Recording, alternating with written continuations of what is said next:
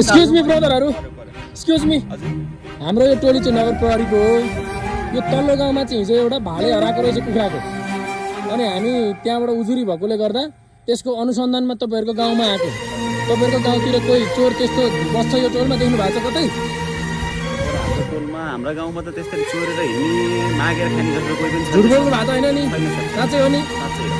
ठिक छ, झुट बोल्नु भएन, हामी अर्कोतिर जान्छौँ है। हस् सर, हस् सर। हामी चोरेर खान्छौँ मर्का भाले होइन।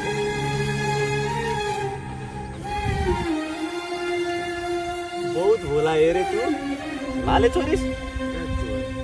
हेर्दा त पोथी उठाउने जस्तो छ त। लोकलको व्यवस्था म गर्छु। भाले हो नि? त्यही भाले हो? हो, त्यही भाले हो नि? बहुत भोला हेरे तँ।